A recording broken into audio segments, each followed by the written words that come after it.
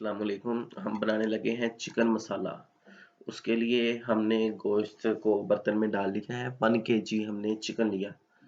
Chicken को बर्तन में डाल लिया हमने अच्छी तरह धोने के बाद। अब इसमें जाएगा लहसुन अदरक का पेस्ट, वो हमने डाल दिया है इसमें। ये हम इसकी मैरिनेशन का सामान बना डाल रहे हैं इसमें।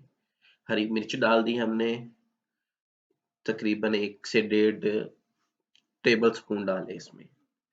आप अपने जायके के हिसाब से इसमें डाल सकते हैं।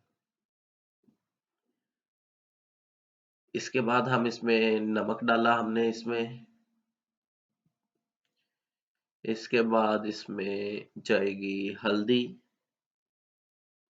1 टेबल स्पून डाल दी इसमें हल्दी। इसके बाद बाकी सामान अब डालते हैं इसमें। ये डाल दी हमने सुरख मिर्च, बारीक पिसी हुई सुरख मिर्च 2 चम्मच डाल दिए हमने इसमें। ये मसाले जो हैं आप अपने जायके के मुताबिक ज्यादा या कम कर सकते हैं। ये हमने इसमें कढ़ाई गोश्त मसाला डाल दिया 2 चम्मच। बहुत ज्यादा नहीं डाल देना इसमें, बस थोड़ा सा इसको डालना है कि थोड़ा सा इसकी ना खुशबू और इसका जायका आए।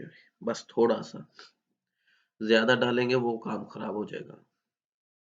हाथों के साथ इसको मिक्स कर लेंगे, अच्छी तरह मिक्स कर लेना है कि जो गोश्त पे मसाला है अच्छी तरह लग जाए, कोई भी बोटी कहीं से भी आपकी खाली ना रहे। अच्छी तरह मसाला लगा देना है सारे गोश्त पे और इसको रख देना है तकरीबन 2 घंटे के लिए। अब इधर हमने कढ़ाई चूल्हे पे चढ़ा ली है। इसमें हमने ऑयल डाला है और फिर कटा हुआ प्याज डाल दिया है। तकरीबन 3 बड़े प्याज, बड़े साइज के प्याज जो होते हैं, 3 काटे थे वो डाल दिए हैं ऑयल में। और अब इनको फ्राई करेंगे।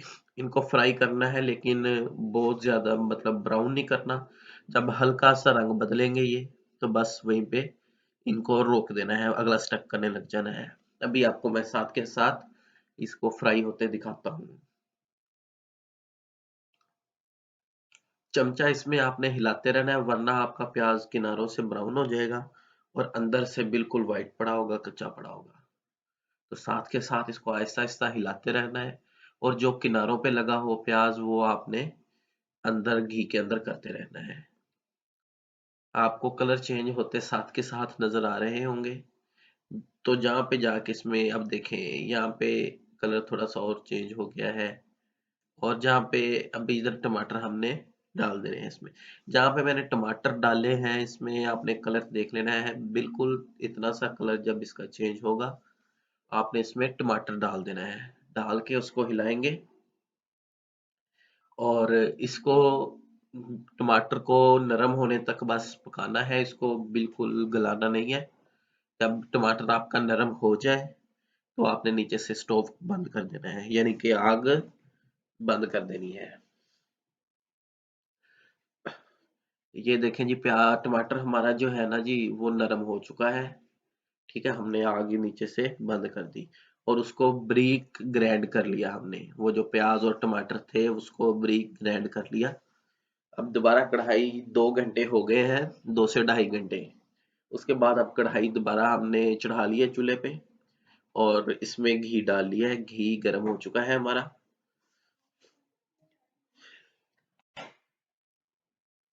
अब हम इसमें मैरिनेशन वाला गोश्त डालेंगे और इसको थोड़ा सा फ्राई करेंगे। इसको हमने 2 से ढाई घंटे फ्रिज में रखा है मैरिनेशन लगाने के बाद। आपने भी इसको कम से कम इतना टाइम मैरिनेशन लगाने के बाद फ्रिज में लाजमी रखना है, फिर जायका बनेगा इसका। इधर हम इसको दरमियानी आंच पे फ्राई करेंगे, यानी कि इसमें इसको भून लेंगे। उसके बाद फिर अगला स्टेप होगा। साथ के साथ हिलाते रहेंगे इसको ताकि हर तरफ से जो बोटी है वो अच्छी तरह भुन जाए। तकरीबन 3 से 4 मिनट इसको इस तरह हम भुनेंगे। उसके दौरान आपने इस पे थोड़ी देर के लिए ढकना भी दे देना है। ताकि इसके अंदर थोड़ी सी भाप बने और गोश्त पानी छोड़े और भाप में थोड़ा सा ये पक जाए।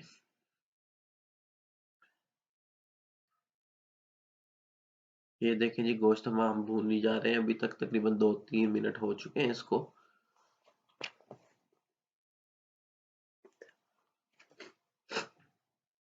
ये देखें, जो बोटी है हमारी वो कलर चेंज कर चुकी है, तकरीबन हाफ फ्राई हो चुकी है। अब इसको थोड़ी देर के लिए ढकना दे देंगे।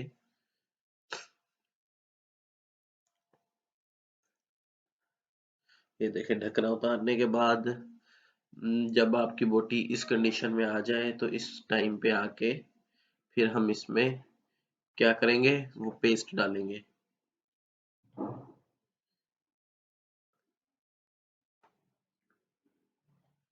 ये हमने प्याज और टमाटर का जो पेस्ट बनाया था वो डाल दिया है हमने चिकन में, और इसको अच्छी तरह मिक्स कर देंगे। और अब दोबारा ये डालने के बाद फिर इसकी अभी और बुनाई होगी, जब तक कि ये अपना पानी खुश्क ना हो जाए इसका। ये जो पेस्ट आपको गाढ़ी सी नजर आ रही है, इसके अंदर भी पानी है, तो इसको पानी खुश्क होने तक इसको भूनेंगे।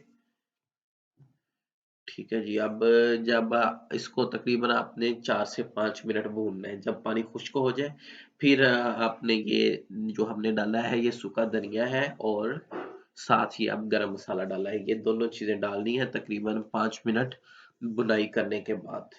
फौरन नहीं डाल देनी, ये वीडियो में ऐसे आपको नजर आ रही है लेकिन आपने फौरन नहीं डाल देनी, वो काम सारा आपका खराब हो जाएगा।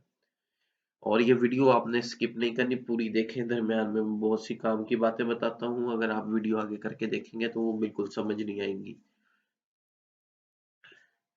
अब देखें जी, अब भूनते हुए 3-4 मिनट हो गए थे, तो अब इस टाइम पे आके हम इसमें दही शामिल करेंगे। दही आपने तकरीबन 1 किलो गोश्त में 300 ग्राम दही शामिल करना है, और दही को शामिल करने से पहले अच्छी तरह फेंट लेना है, यानी कि उसको उसकी फुटकी बिल्कुल नहीं होनी चाहिए दही में। और जब आपने दही डालना है तो नीचे से जो आपका स्टोव है उसको मीडियम से लो की तरफ रखना है, मिडिल, और उसको तेज बिल्कुल नहीं करना। अगर आप उसको तेज करेंगे आपका दही फट जाएगा और आपका सारा सालन खराब हो जाएगा, उसकी वो प्यारी सी लुक नहीं आएगी। अब देखें जी, इसको भूनेंगे अभी मजीद जब तक के पानी खुश्क ना हो जाए। अब देखें, इसने थोड़ा थोड़ा घी छोड़ना शुरू कर दिया है। हिलाते रहेंगे साथ के साथ बुनाई के दौरान, वरना ये नीचे लग जाएगा और जल जाएगा।